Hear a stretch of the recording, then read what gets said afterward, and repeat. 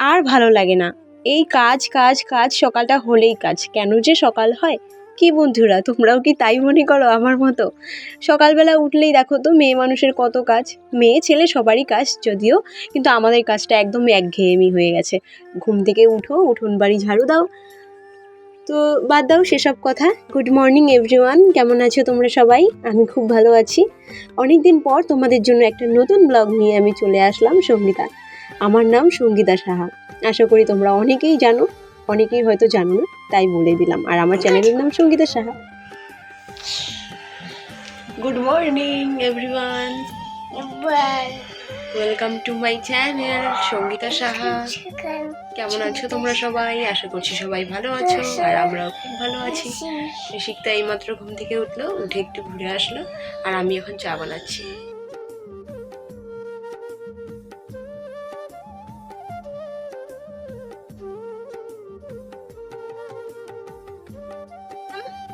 সোনা, তুমি কি করো ওইখানে? বই পড়ো? তাহলে কি করো? বসে আছো। একটু কখটা শোনাও তো পড়ে।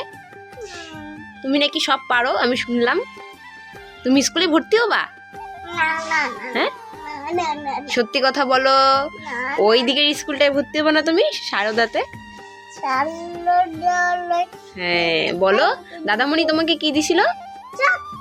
হ্যাঁ, তুমি যাবা তো স্কুলে? ঠিক আছে, এখন তাহলে কখটা শোনাও তো। কতে কাকাতুয়ার, খতে খরগোশটি, গতে গরু বাছুর, ঘতে ঘুঘু পাখি, উমতে উমনৌকা, চতে চিতাবাঘের, ছতে ছাগলছানা। কি ছাগলছানা?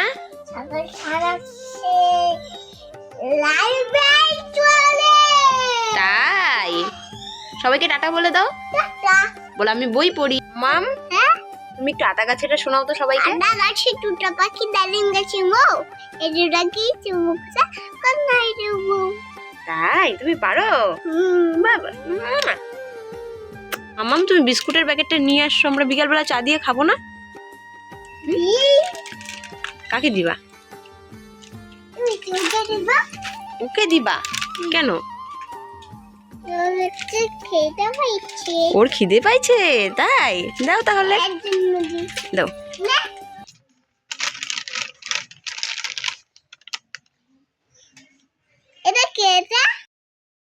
ত্রিশিকটাকে বই পড়িয়ে তারপর চলে আসলাম ঘরে বিছানা উঠাতে। ওর বাবা প্রত্যেক দিন দেরিতে ওঠে, এই জন্য আমার বিছানাটা পরেই তোলা হয়। ওর বাবা চলে যায়, তারপর আমি বিছানা তুলতে আসি। এই যে আমি বিছানাটাও তুলে নিচ্ছি, আমার বিছানা গোছানো হয়ে গেছে, ঘর গোছানোও মোটামুটি হয়ে গেছে। আর দেখতে থাকো তোমরা। এই যে আমার ঘর। প্রায় এখন বাজে বেলা 10টা। আমি সকাল 6টায় উঠেছিলাম। সকাল 6টায় উঠে তারপর উঠোন বাড়ি সব ঝাড় দিলাম, তোমরা দেখতেই পেয়েছো আমি কী কী করেছি। আর কিছু কিছু তোমাদের সঙ্গে শেয়ার করিনি, যেরকম বাসন ধোয়া, কিছু কিছু শেয়ার করিনি। তো সকালবেলা উঠে কাজবাজ করে তারপর চা করে দিলাম ওর দাদুকে। ওর দাদু খেয়ে চলে গেল, ওর বাবাকেও দিয়ে দিলাম, ওর বাবাও খেয়ে চলে গেছে দোকানে।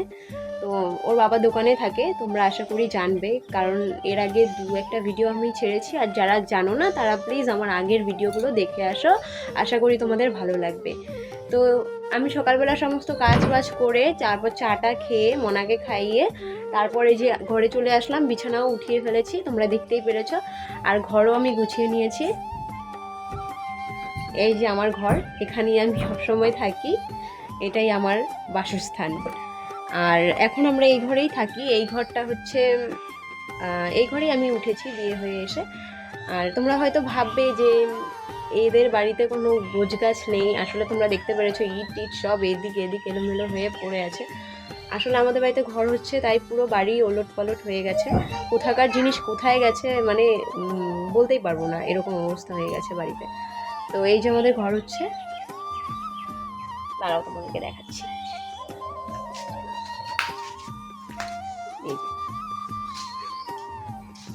এখানে 2টো রুম হবে,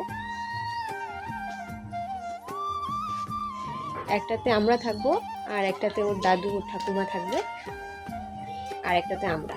আর এটা হচ্ছে ওর দাদু ঠাকুমার রুম, আর ওটা আমাদের রুম। আর আমাদের ঘরটা তোমাদেরকে বাইরের থেকে দেখাচ্ছি কি অবস্থায় আছে। এই যে দেখতে পাচ্ছ,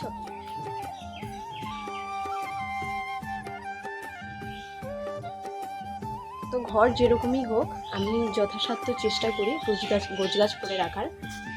বাইরে হতে পারে ভাঙা টিনের ঘর, কিন্তু ভেতরে আমার স্বর্গ। এই দেখো, এটা আমার স্বর্গ, এখানেই আমি আছি সব সময়। আর এই ঘরটা যেরকমই হোক, জানি না কেন এই ঘরটার প্রতি একটা আলাদাই মায়া চলে এসেছে এখন। তো বন্ধুরা, আজকের ভিডিওটা এতটুকুই। দেখা হচ্ছে নেক্সট ব্লগে। আশা করি তোমাদের আমার ভিডিওটা ভালো লেগেছে। যদি ভালো লেগে থাকে তাহলে অবশ্যই চ্যানেলটা সাবস্ক্রাইব করে আমার পাশে থেকো। Bye, tata, thanks for watching.